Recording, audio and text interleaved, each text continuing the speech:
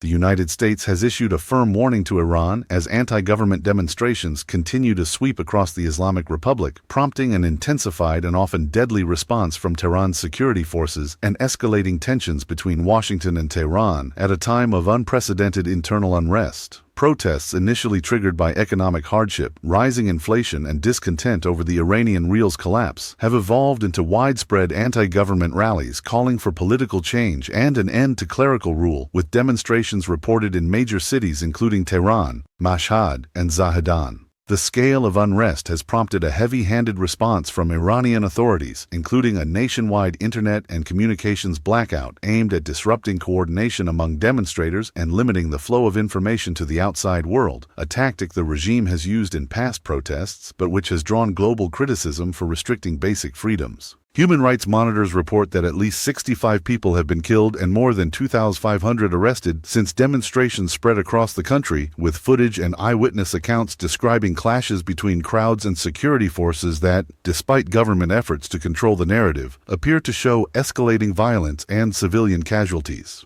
In Washington, U.S. President Donald Trump and senior administration officials have closely followed developments, issuing warnings to Tehran against further lethal crackdowns on protesters. Trump has publicly stated that Iran is in big trouble and cautioned that any government decision to kill peaceful demonstrators would trigger strong U.S. action, telling reporters that Tehran would be hit very, very hard where it hurts if protests are met with indiscriminate force, though he clarified this would not involve deploying U.S. ground troops. A State Department spokesperson echoed that warning in official remarks, stressing that the Iranian regime should not underestimate American resolve and emphasizing Washington's support for the rights of Iranian citizens to express dissent without fear of violence. Tehran has sharply rejected U.S. criticism and warnings, with Supreme Leader Ayatollah Ali Khamenei characterizing protesters as rioters and accusing them of being influenced by foreign powers, including the United States and Israel, a narrative the government has pushed to justify stronger measures against demonstrators.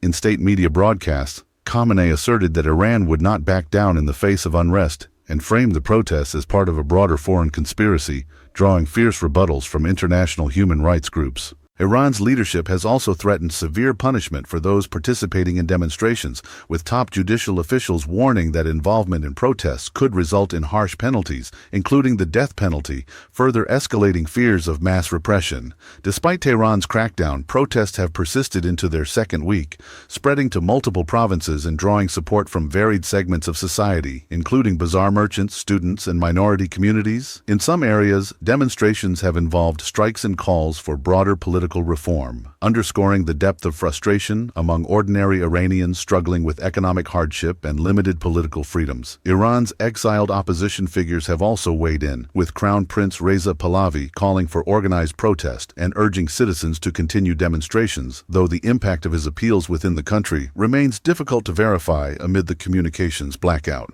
International reactions have ranged from outright condemnation of the Iranian regime's use of force to expressions of cautious concern over stability in the region. European leaders and United Nations officials have urged Tehran to respect fundamental rights and engage in dialogue with protesters, while the United States has framed its warnings as part of a broader commitment to human rights and the protection of dissenting voices. This moment represents one of the biggest internal challenges to Iranian leadership in years, with deepening economic strain, widespread public discontent, and mounting international scrutiny creating a volatile environment that could have significant implications for Tehran's domestic politics and foreign relations alike. As the situation continues to evolve, the world watches closely, aware that the decisions made now by both protest leaders and the Iranian government could shape the future of the Middle East and influence global diplomatic dynamics for years to come.